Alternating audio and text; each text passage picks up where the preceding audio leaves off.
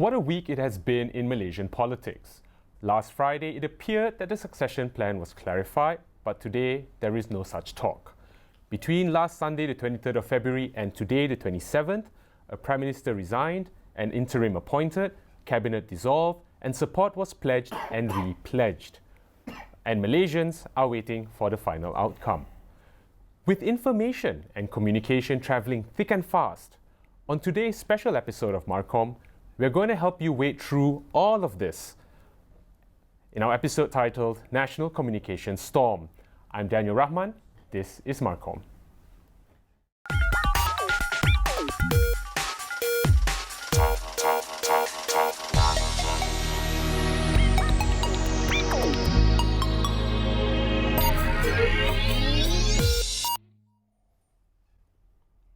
My guests today are Tuan Haji Muhammad Roslan, currently a consultant and political analyst. He was formerly a committee member for race relations and national integration under the Prime Minister's Department, and is also currently a member of the Islamic Understanding Institute Malaysia, or IKIM. With me also is Ainul Aizat. Aizat is a lawyer by qualification. He's an up-and-coming politician and analyst, and he was formerly the press secretary to the Minister of International Trade and Industry between 2013 and 2015, Datuk Sri Mustafa Muhammad. Gentlemen, welcome to the show. Thank you. Thank you very much. Yeah. Right, so today's episode is Political Communication Storm. Let's get right to it. It's 2:30 p.m. A lot of things have been happening thick and fast, and while we are live on air right now, we are hoping not too many exciting things are happening out there without us. Maybe, Tuan Haji, if you can tell us, what's the latest? Well, everybody is holding their breath. Yeah, it has been something that every Malaysian experienced. I mean, for the past many years, we have not experienced such a breathtaking event like this. And of course, the latest, as I'm also kept following the news very closely. In fact, the latest is that the Prime Minister had Rejoin Bersatu, right. and there's also a word going around saying that there will be a meeting of the royalties and Majlis Raja-Raja, and we are looking at the escalation of the issues to an extent that what's next? Right. Well, so everyone is waiting for what's next. Well, initially the lines seem to have been, getting a bit clearer until, just about an hour ago. Yeah. So, Aizat, what do you think will happen, or how would you describe what we see unfolding before our eyes? I think if looking at the sequence of events, I could see that I believe that even the sitting interim Prime Minister is overtaken by events as well. I think what happened in Sheraton that night, what anybody couldn't predict was some of the operatives which responsible for the organisation of that night, fateful night, perhaps couldn't deliver the necessary numbers. So this is why all of a sudden we are seeing everybody queuing up at Istana Negara to be interviewed by the Agong. That is a reduction that we can safely conclude. I think also that the former government, which is the Pakatan Harapan government, was not even prepared by this, looking at how they were frantically looking for the Prime Minister the morning after that fateful dinner took place. And to some extent, even now with Pakatan Harapan coming out and saying that the government is back and claiming that they have the majority, they even made a very public declaration that they nominated someone else. Renege on their previous statement. Right. And so I think that, we seem to have on the table 2 or 3 potential options. Yes. Option 1 being a unity government, or as Tun had described it yesterday, a non-partisan government on one hand, but on the other hand, we have the UMNO PAS-led BN coalition, and on the third, they are free, and the third would be, calling for new elections altogether. Let's talk about the first 2. Which way do you think you'll go? Assuming a new government is formed, unity or BN-led? Or even Pakatan Harapan? I think the possibility of unity government is less likely compared to return of Pakatan Harapan government to the fore, simply because I think each of the partners in this supposedly new coalition apparently made a public declaration about wanting not to be able to work with another. I mean, UMNO and PAS made a pledge not to be able to work with DAP, though that's unity government dead end there. DAP and Tun Mahathir himself made a public declaration that they would never be able to work with the previous administration from UMNO. Right. So I think the unity government is less likely compared to the return of Pakatan Harapan. And Tuan Haji, what do you think, keeping in mind also that you were once a member of the Race Relations and National Integration Committee under the PM's department? What are your thoughts on that? Well, I believe so. I believe what has been said by Azad just now was quite right, in fact, for the fact that Malaysia has been experiencing something that is, you can consider unstable in terms of the political, the political play. Right. And for the fact that perhaps this coalition is new to that particular coalition, and they have not been together for most of the time, and they have a very disarrayed, perhaps agenda of their own. So and very quickly, it's very difficult to find a common, ground. So very quickly, yes or no, do you think the unity is likely or not? Just a yes or no? I don't think so. Doesn't look at it. I don't think so. All right, thank you very much. We're going to take a short break and we'll be back right after this.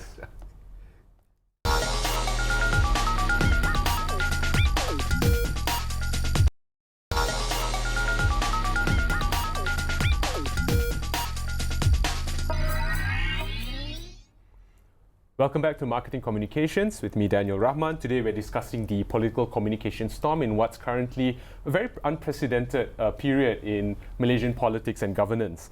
So I would like to ask the question, Bersih 2.0 has called for fresh elections. What are your thoughts on whether this should happen, aside from any potential government being formed? Maybe Tuan Haji, if you could. Well, I believe that is the right course of action. Okay, so you're saying it's the right course of action? Yeah, because that will at least settle things for once and for all. Because I believe if there's a unity government or a government that is based on multi-party, which includes the opposition as well in the government, the bickering will go on and on and on. So let's look at possibly setting the right momentum to actually address all the issue of right, or even a new mandate altogether. A new mandate altogether. Right. That's my. Aizat, what do you think? And who do you think a new election would actually benefit? It's a very tough question and difficult one, Daniel. I think personally I would like to see a new and fresh election. Okay. But I think looking at the interests of the country as a whole, I think all coalition partners should be given the opportunity to prove to Yang di-Pertuan Agong and of course the people of Malaysia on whether they have the required majority to form government and most importantly to choose their candidate of Prime Minister. I think they must be given time. I think this process cannot be rushed. Also, do you think we'll hit that majority? Or will it be hung? I think what will happen is that this will drag on until the first parliamentary sitting, where I'm afraid to say this actually, but some sort of trading will be involved in terms of principles and policies, which maybe Malaysians do not see from at the background. Right. But I think looking at how politicians nominated and also elected as a party representative from previous election have been kindly jumping from one party to another, I think that we cannot rule that out entirely, Daniel. Yeah. Right.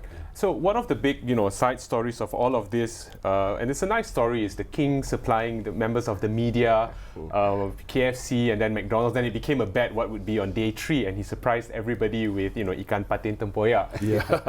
But on a more serious note, the king, the Yang di-Pertuan Agong, has certainly played an important role in what is currently ongoing. So maybe if you could share, what are your thoughts on this? Has this been a positive development, and if so, how so?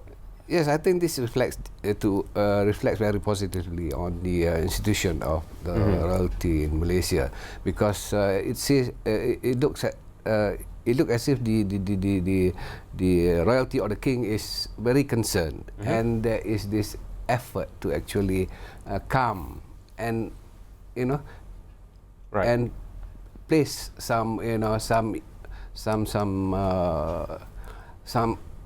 excitement to all those, so that people will be calm and also be receptive of whatever moves that is going to be happening. Right.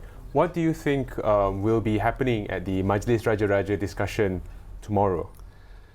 Well, again, it's very difficult to say because none of us are attending this meeting. But we can anticipate that they will be consulted on the best form of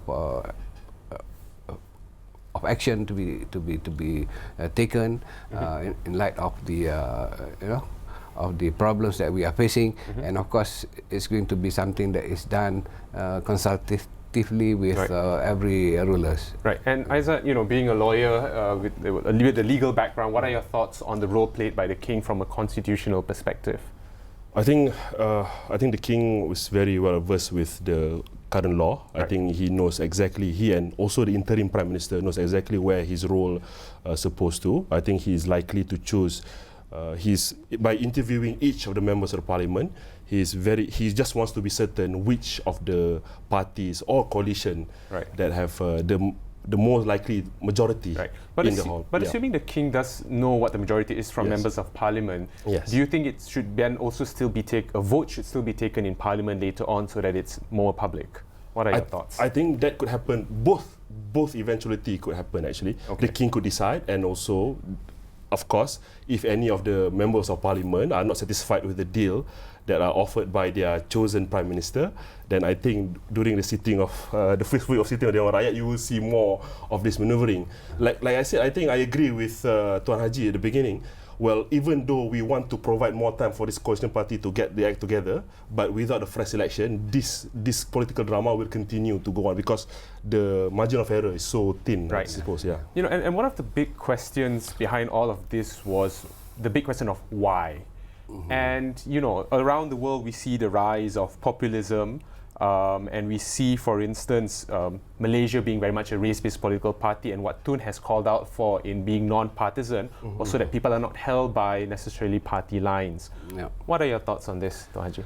Well, I think if that is the case that we wanted to, draw a clearer line, because at the moment, I mean, in our previous history, it was never clear. There was a blur area, where lines are not clear with regards to what should be the limits of certain things.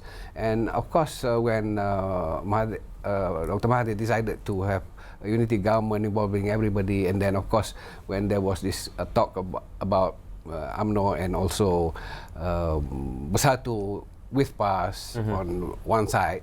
So if that is the case, it's actually going a step backward rather than forward moving, because we want to see a more Malaysian rather than a clearer line drawn on racial or religious. So, Aizat, would you then say that the Pakatan Harapan kind of model with PKR, DAP, Amanah would be more reflective of or closer to this kind of unity government that Tun is trying to talk about? I tell you what, Daniel, I think it's the effect of what many political pundits across the world call it the age of disruption. Okay. I think in terms of political communication, yes, I think it looks like Pakatan Harapan seems to, at times, not all the time, seems to be able to seize the narrative of the day. Okay. But I think ever since they're elected as a government, they forgot that the storyline that they have been be able to brought them to power in the first place.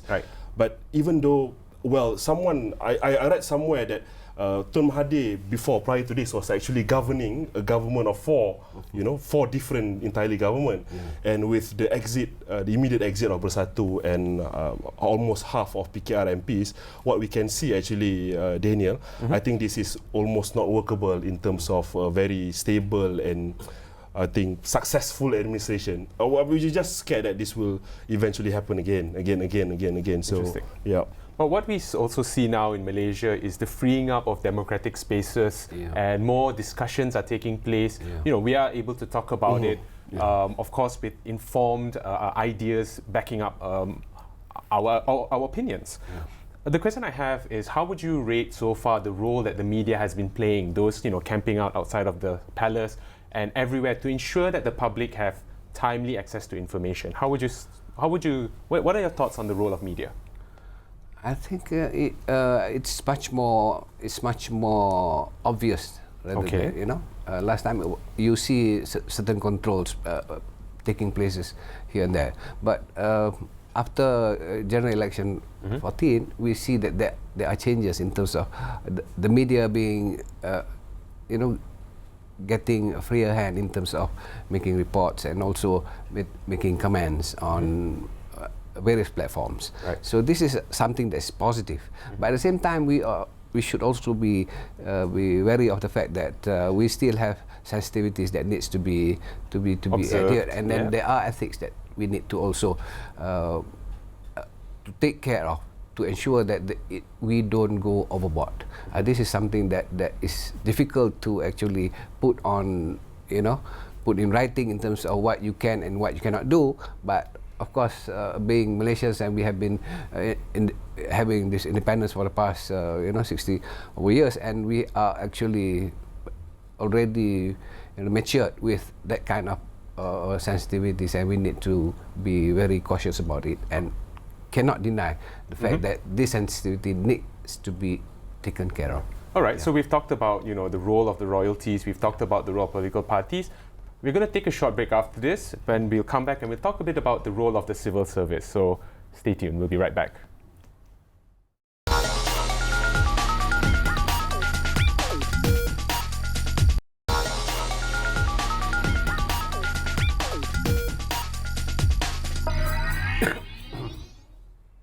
Welcome back to Marketing Communications with me, Daniel Rahman. Gentlemen, in 2011, Belgium went 541 days without a government due to a fragmented political landscape. This even set a Guinness World Book of Records record, which has stayed till today. The country, however, according to Brussels Express, was able to run due to, and I quote, a well-oiled bureaucracy. And I quote, its multitude of apolitical civil servants, which kept government services up and running. And we've seen also now in Malaysia an outpouring of support for the good work that the civil servants have done. What are your thoughts on this? Maybe Aizat, if you could share. I thought one of the most brilliant political communications that's been displayed by the current Ketua Setiausaha Negara was to share with the world, to share with the Malaysians that they are meeting as usual.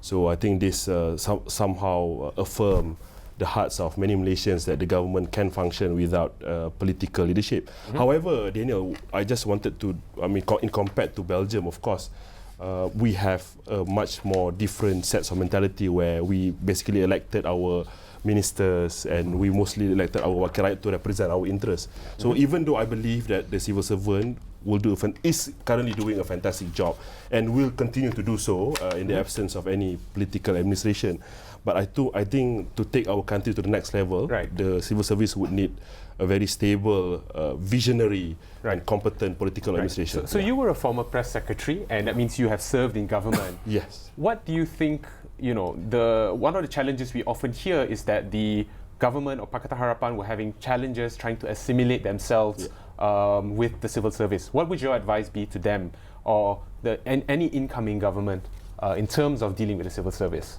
I think if I could advise, I don't want to do this, but if Pakatan Harapan wanted to do better as the political administration of current civil service, I think they cannot display the same some sort of behaviour when they were facing in the... I think there's a stronger word you may want to use. Yes, Pakatan Harapan Presidential Council. It's not about making demands. It's not about asserting what you think is right. I think the most important part here is compromise. And the Pakatan Harapan ministers, new and upcoming, must be able to appreciate that the civil servants would have their own experiences and precedents that need to be respected. I think that is my take. Haji, any quick thoughts on this? Well, as you said just now earlier, the event has been unprecedented. And that the fact that we also, the Malaysians has been faced with the court cases that is happening last week, and then we see how the highest authority of certain ministries are sometimes do not go by the by what they are supposed to be doing to check and also to check and balance whatever decisions by politicians. They do not go by actually.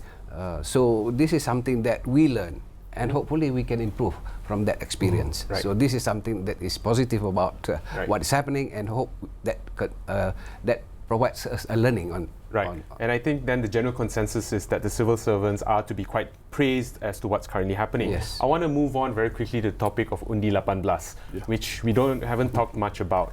And we know that, you know, in the next elections, if it happens G15 by 2023, those who are as young as 15 today will be able, or well, 13 or 14 last year will be able to vote. What are your thoughts, maybe Tuan Haji can share, on the ongoing political drama and how this will impact Malaysia's youth today?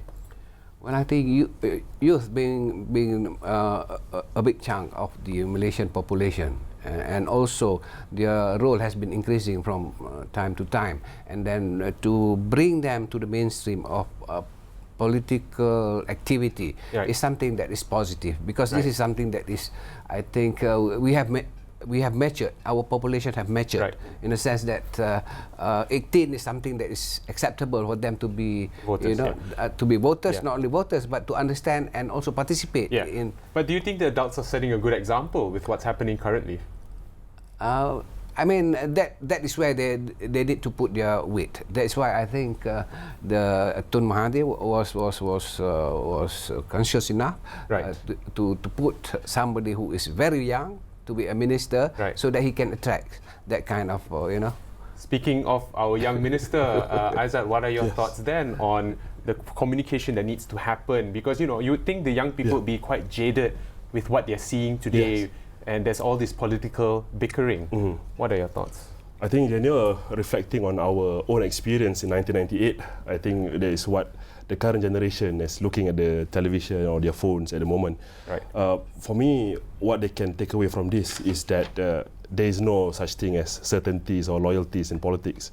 So I think the youth, especially the Undi 18 generation, would see that, you know, there is no such thing as a loyalty to a political brand, or even to personalities now that we have more than one candidate for prime ministers.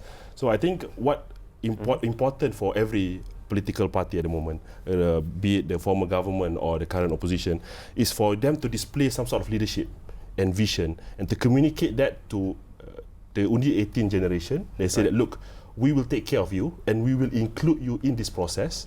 And this, if you choose with us or stand with us, this we will be able to mitigate this in the future. I think that's the kind of message that everyone should do you have any thoughts on who this current turmoil might appeal to, or might, you know, turn the youth off? Who do you think should be a bit more careful with how they conduct themselves at the moment? I think the former minister of KBS minister would have to be very mindful of setting up conditions on who he wants to work with, because I think the youth is looking at him. They're the same age group. I think also Ketua Muda of opposition is setting a very good example by praising the civil service. I think then the youth will be able to learn that whatever it is, the government can run well if you have a good civil service. And then of course both candidates for prime minister should be constantly communicating to the people that, look, we are not going to be jeopardizing your future. Gentlemen, we've got 1 minute left. I would like you to, you know, I once read that the commentator said that politics really is about building institutions for the future, even if that means at the cost of the politicians themselves. What are your thoughts on Malaysia's future trajectory? 20-30 seconds each. Well, I believe this is what has happened is something that is actually providing us with the learnings of what we have been doing so far that is wrong, and how do we move forward. So hopefully this event would be a good learning for every one of us, and then an opportunity for every segment of the society to look into how we should change, and also how we should be seeing things. Has it been a good learning experience for you? Yes, indeed. It has been, and I think for the whole of for the other Malaysians as well, I think this is a good learning. We see everything on the table, and then we can actually move forward with the right way of doing things. Aizat? Daniel, if I can speak about the near future, I think the next government, we will kind of like emulate the situation in Brexit, when the Conservatives going to take more hold of the parliament. Well, in this case, what Malaysia would happen is the next government we're going to get a stronger mandate, most definitely. I think the Right. people will eventually reach to the point where they are sick and tired of this current political crisis, and then what they will say, like, look, we're going to decide, and we're just going to invite everybody to decide one way or Right. another. Can you take an example of which side will have the bigger mandate? Well, I think anyone who would be fulfill the manifesto should be given mandate, I think. All right. So thank you very much, Thank you so Tuan much, Haji and Aizat, for that. And ladies and gentlemen at home, thank you so much for tuning in with us. We've shared with you about the national communication storm, and we hope that you benefited from this. And see you next time, next week on Marketing Communications. I'm Daniel Rahman. Take care.